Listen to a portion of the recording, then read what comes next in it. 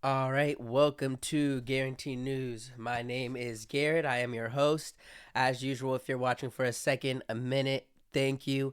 You could be watching anything in the world and you're watching Guarantee News, and I appreciate that. As usual, if this is the first video that you're watching, please subscribe to my channel. That's GS Studios, GSTEWDIOS. And let me know what you think about this video in the comments. Where am I right? Where am I wrong? Where am I kind of right? Where do you somewhat agree with me but disagree with me? Say all that in the comments as usual. Please be respectful, but I can't make you be respectful. So say whatever you want at the end of the day. All right.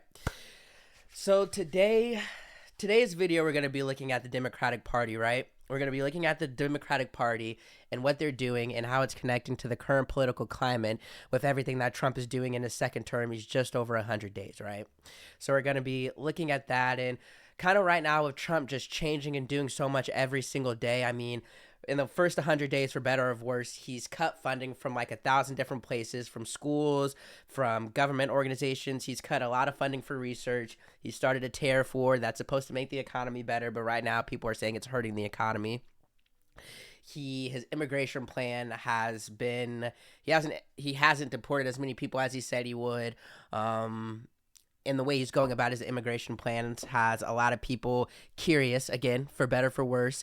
He's tanking the market. He's just doing a lot of stuff right now. There's a headline from Trump every day. And while all this is happening, Democrats are still trying to decide what their message or approach should be as a party, and then how they're going to combat Trump. So in this video, I'm going to just look at like 5 or 6 of the top Democrats that I just see speaking all the time, what I think about them, and use them to kind of present a road of where the Democrats are going, where I think they should go, and kind of if they're on the right route. Basically, I'm gonna just take those 5 or 6 Democrats to basically say where the Democrats going right now, and is it the right way, wrong way, blah blah blah, that type of analysis, right?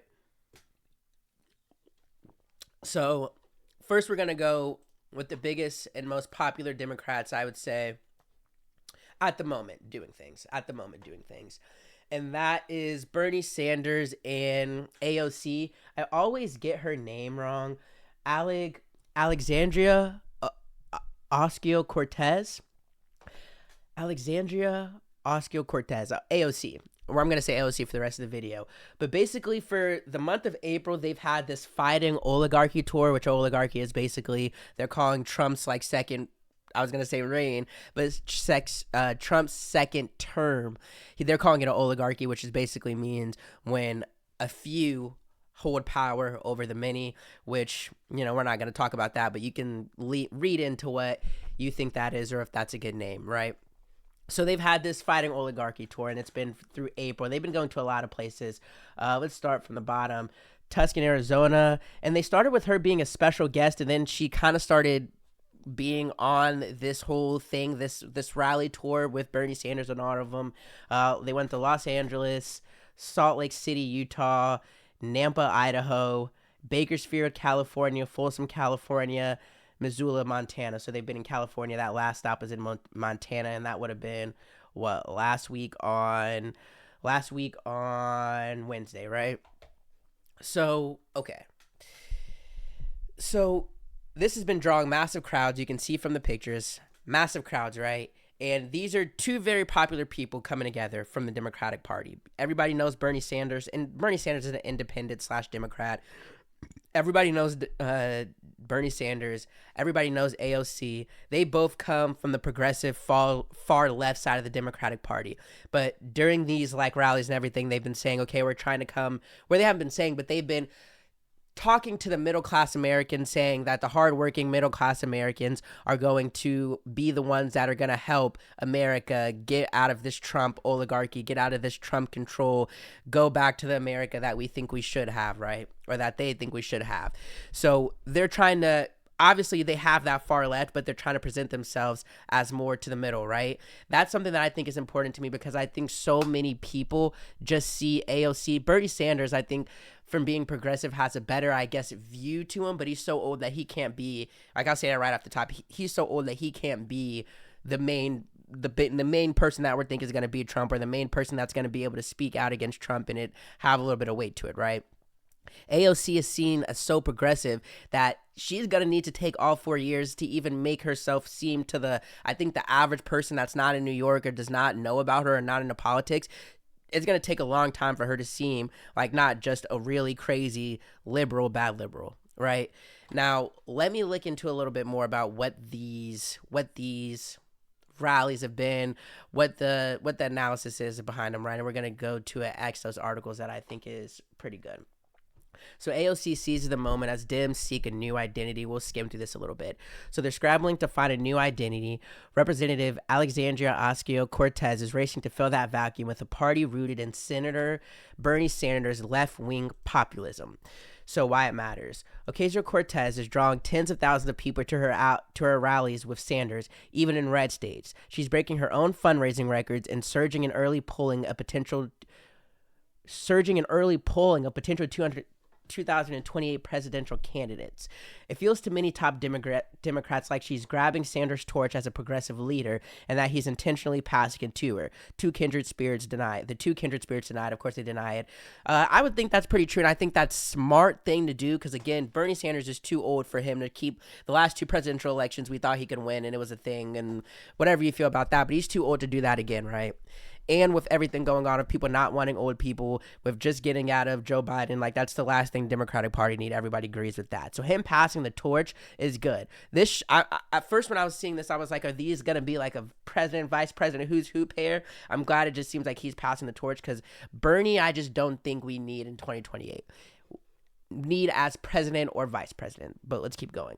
It feels to many Democrats like she's grabbing Sanders. Yeah, they deny it. Her rise comes as the Democratic Party base is increasingly agitated by the party's inability to push back against the Trump administration's sweeping agenda and is searching for a champion to fight back. And I'm just going to get to this like immediately. The Democrats, or a lot of people being mad about the way that Democrats are fighting back against Trump, it's an interesting way to decide how they're going to do it. I just think that they need to continue to they can't do the insulting, right? And we're going to get to Jasmine Crockett later, and some other Democrats that just go for insulting Trump. That's not the way, because no matter what Democrats do, when they try to do that insulting back and forth with Trump, it just never comes across the way Trump does, where it's like slightly funny and it makes you like, for some weird reason, it's like, okay, it doesn't feel corny. It doesn't feel so bad that you can't absolutely, what's the word I'm looking for? Trump he's a showman. I guess that's the way I want to put it. Trump is a showman, and no Democrats are showmen like Trump, and how Trump is able to get down and dirty, but for some reason, and it is part of it because he's a white man, that's true, but it is somewhat part of it, his delivery.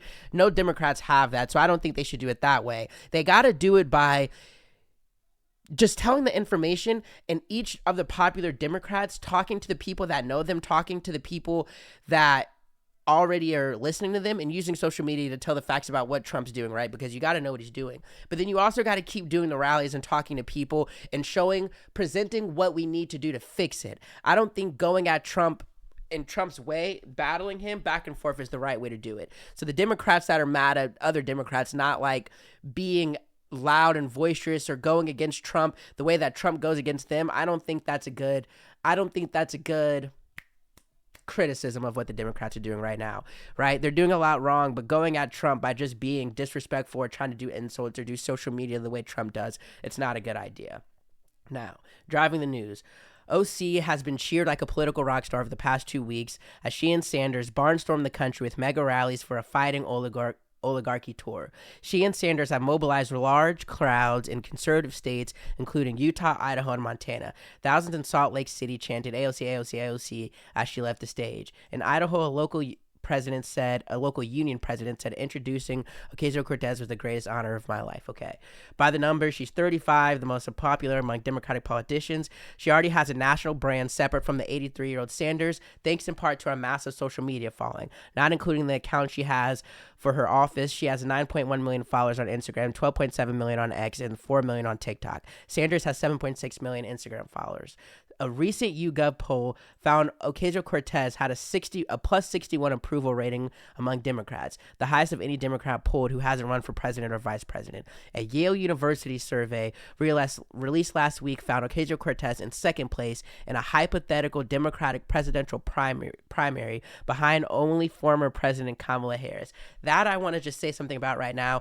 That poll, that Yale University survey, I would love to know who they interviewed and where they got this from, because I can see AOC being the most popular for 2028 at the moment, and I'll get into that. Kamala being first in the poll and AOC being second, that's not good. That scares me. No. And I would think it goes without saying Kamala will not run again. Her being second, I do not think, Kamala Harris being first is not an accurate representation, I would say, of where Democrats feel. And I think if Democrats, like if someone's polling me right now and saying, oh, as a Democrat, who would you vote for? I would say, I don't know right now. I'm going to wait for 4 years. If you're saying Kamala, then that's the type of stuff that makes me think the same thing is going to keep happening and Democrats will not win the presidency again until I'm like 40. Her fundraising, she's raised a lot of money in this, which is important. You all know, well, you need money. There's a conversation of how these politicians are getting money and how politicians are becoming multimillionaires, but you need fundraising. You need money to run political races. So think with that. We're not talking about this in this article, but I think it's interesting that she's breaking all these fundraising records in a year that has nothing to do with any political elections, and I don't think she's up for election anytime soon. So that's interesting to me. Some Democratic strategists worry about Sanders and Ocasio-Cortez becoming the faces of the party. They believe the party went too far left during Trump's first term and is in a danger of doing so again. Ocasio-Cortez may throw many partisan Democrats, but the party needs to win back people in the middle, they argue. And let's see. This is what caused Democrats to flee the party. And in her red state appearances, Ocasio-Cortez repeated versions of the line, I don't think this is Trump country. I think this is our country. All right, that's a good line. I don't think this is Trump country. And they're testing things out because she probably will be someone running for president. The thing is, okay, I really like Ocasio-Cortez, and one of the things that really made me personally start liking her, because I will say, I used to think that she was like a really progressive left liberal. That's what I used to think too. And then I started looking into her more around like October. And then one of the things that made me really like her was that Instagram Live she had an Instagram Live like the weekend before Biden dropped out. And she just seemed so honest, so real. And the video was like prophetic. Like she was saying like, there's not going to be, because if you remember, this was during the time when everybody was like, when Joe Biden was about to drop out, and she was like, okay, they're not going to have time to do I forget what it's called, where basically a primary where they vote on the Democrats. Like that was a big thing where they couldn't vote for who they wanted the Democratic person to be, and they just put Kamala in. AOC was like, they're not going to have time to do that. They're going to make it Kamala, but nobody wants Kamala. And she was basically saying it's not a good idea to kick Joe Biden out because he's our best chance. People don't want Kamala, and there's a lot going on in the Democratic Party behind the scenes, and I just think we're making a mistake here. That's basically what she was saying, and I liked it because it felt like it was real. It felt like she was coming from the heart, and it felt like she was saying it because she really cared about what was going on, and everything she said came to pass. I mean, we're finding out now that, you know, Nancy Pelosi, the Obamas, a lot of people didn't like Kamala. They wanted to have a primary, but they didn't have time, and Kamala was just pushed up. We're just finding out that a lot of that disorganization that she said days before it started was right. And I like the fact that she came and just told the people in the easiest way to tell the people, which is Instagram Live, because I feel like that's part of being a politician, is you're really trying to get information out, right? So she seemed genuine. And that's something I feel like even the appearance of you seeming genuine in a world where you don't even have to seem to be genuine to be a politician anymore. I've talked about this on the show. I think that's interesting. And then she's a great public speaker. She is able to command, I won't say a room, but a rally. Like every time I've seen her speak or something, speak in front of a large crowd, it feels good. You know, she's trustworthy. She has a good amount of personality, a good amount of seriousness. Like she gives someone that I feel like could be a presidential candidate. It's just that far left progressive stance that I think she's known as, and I think her biggest thing is going to be coming over more to the center, right? But I think at the moment, she's the biggest star for the Democratic Party. That's by far. Now, the next biggest star that I feel like a lot of people have talked about is Gavin Newsom. Gavin Newsom, right? And the first thing that comes up, because it said podcast. So Gavin Newsom, governor of California, really popular. A lot of people have talked about him. He is someone that has gone more over to the center. He's a center Democrat, right? Just like 2 weeks ago or a week ago, he had like a video, or he was at a podium basically saying everybody worried about the immigration thing right now. It is a distraction from what Trump is doing to the economy. Basically, and a lot of people are mad about that. Like, there's a story of a guy, what is his name? Albrego. I want to say his name. Albrego Garcia. Alberto. Let's see. Alberto. Albergo Garcia. Albergo Garcia. And he has another name. Return to America. Let me see. Albrego Garcia.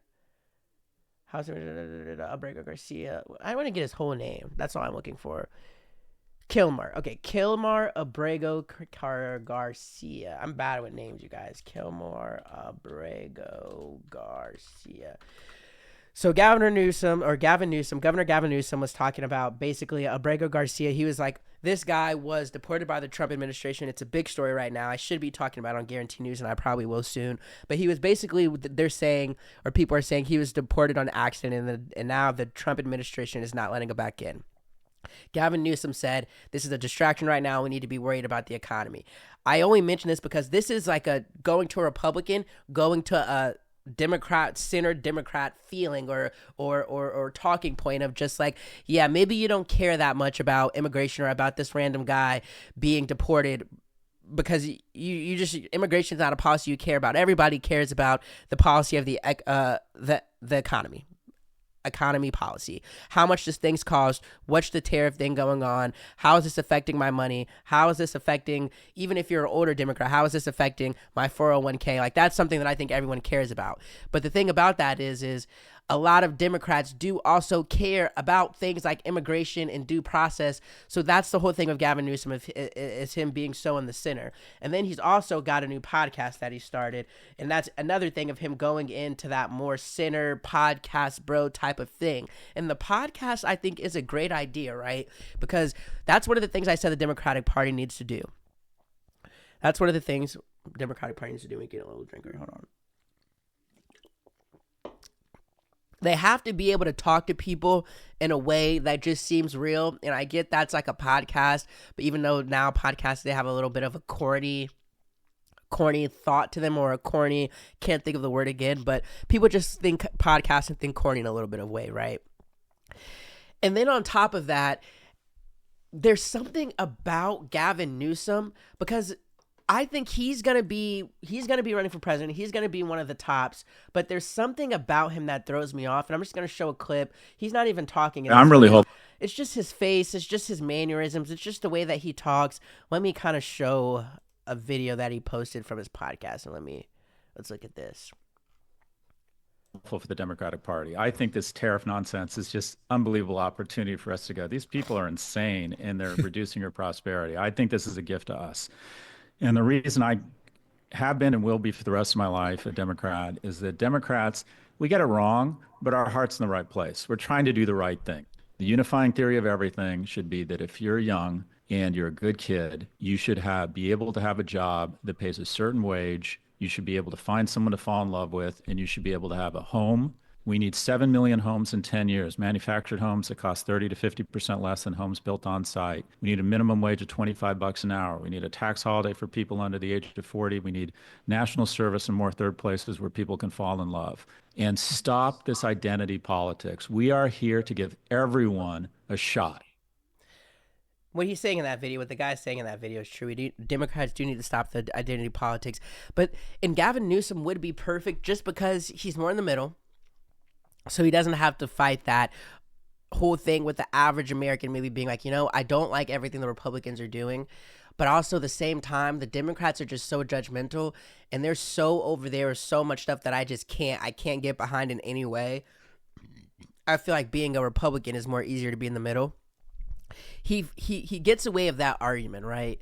And this is a personal thing where I feel like there's something about him that's too politician-y, that's not trustworthy, that seems like, you know, the hair, it's just the hair, the smile, the mannerisms, you know, it's just something about him that throws me off.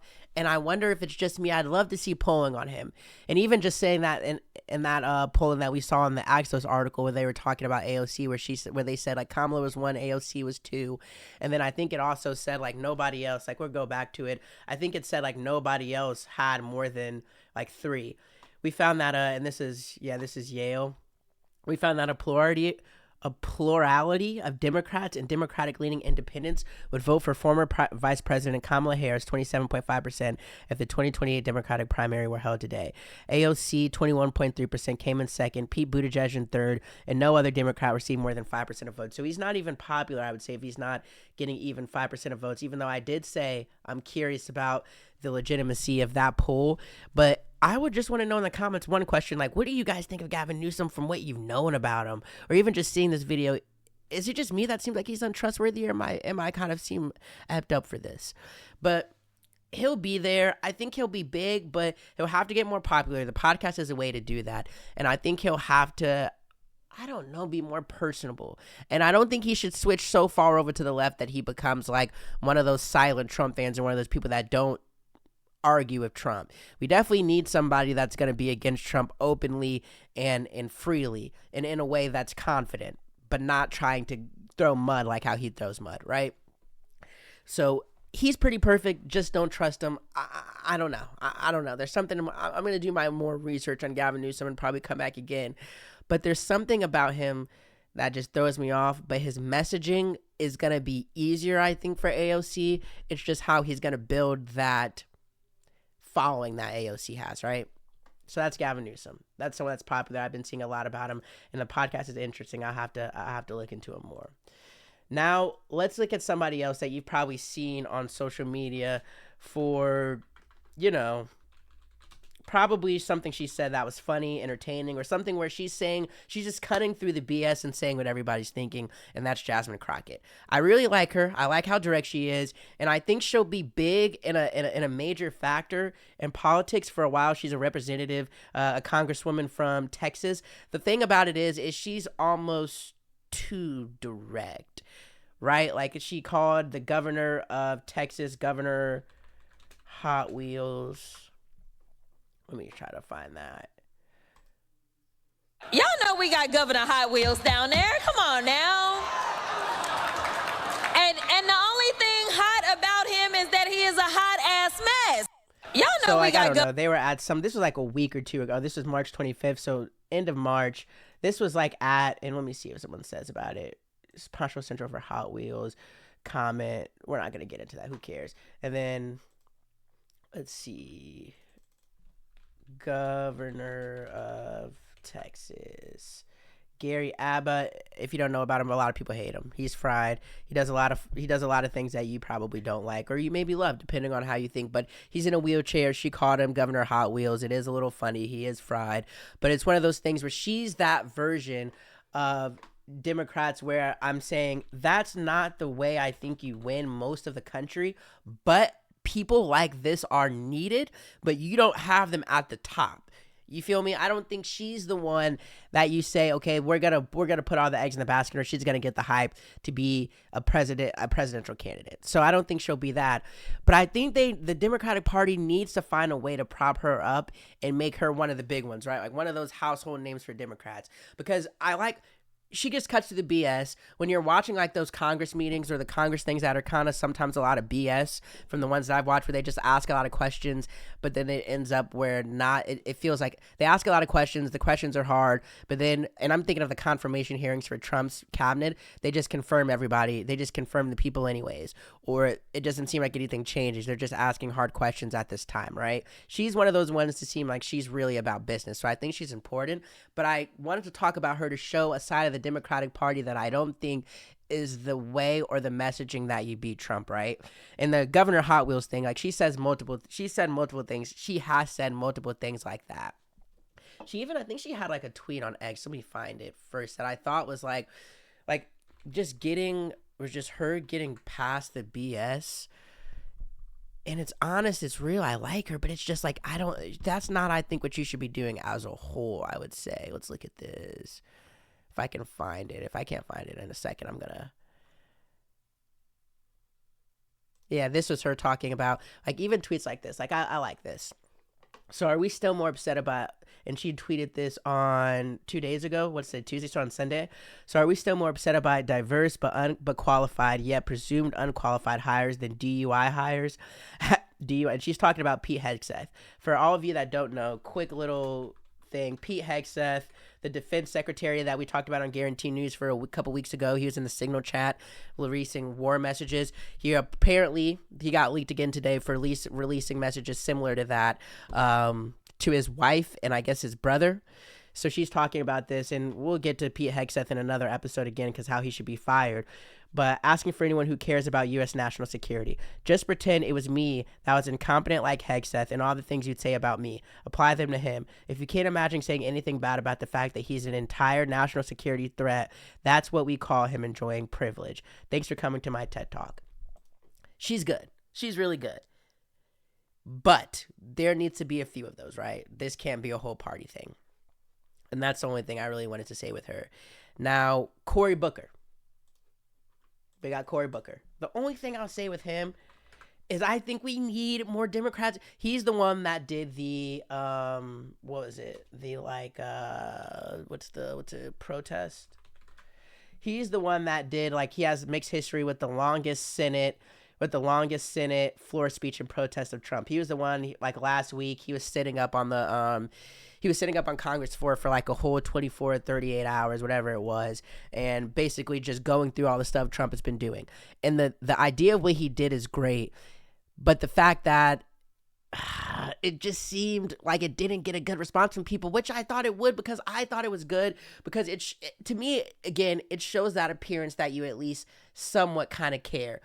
So I like that, and I think him doing that, that's the type of stuff that Democrats need to do. The AOC and Bernie Sanders rallies, that's the type of things that you need to do. Cory Booker, I like to see what more he does and what more attention he gets, because I think that was an interesting way of trying to bring attention to what Trump is doing without just like trying to throw mud at him, because I don't think that's the right way to do it. But Cory Booker in this is a good place, I feel like, to kind of end on what I want, the point of what the Democrats need to do. It scares me that I don't think they're going to find someone, because from all these people I've shown, it doesn't seem like no one's an absolute star, and nobody, from what I see, is having a lot of attention, or a lot of people are like leaning on them to, what are they saying? What are they thinking? How are they feeling? They're the voice for the Democratic Party the way that Trump is for the Republican Party, and that I hear Clinton was for the Democratic Party bill, and the way that Obama clearly was for the Democratic Party. We have no one like that, and it scares me that I think it's going to take 4 years, and while it takes 4 years, we're going to have to see them all trying to do it. While they're all trying to do it, I think it's important. The Democrats have to stay together, right? Like the far left, the center, they can't fight at all. We have to see, or they have to try a bunch of different things, different people trying different things, the podcast of Gavin Newsom, the rallies, the going on floors and doing creative things. You have to try those things to see what works, and that's how you find the person. But while doing that, they need to seem like they're providing a unified front, because the last thing that Democrats need to do is keep fighting amongst each other while Trump has full power of the country and full power of the Republican Party, but he's also doing a lot of stuff that people don't like, right? So that's one. Democrats got to stay together even while they're trying different things. How do they go against Trump? I think Democratic like people need to give them the space to go against Trump in a way that you may not like. And what I mean by that is, every single time that Trump does something, at least with the economy, it's hard to say something right now because it's only April and it's been less than 100 days. It's going into May, or it's been about a little over 100 days.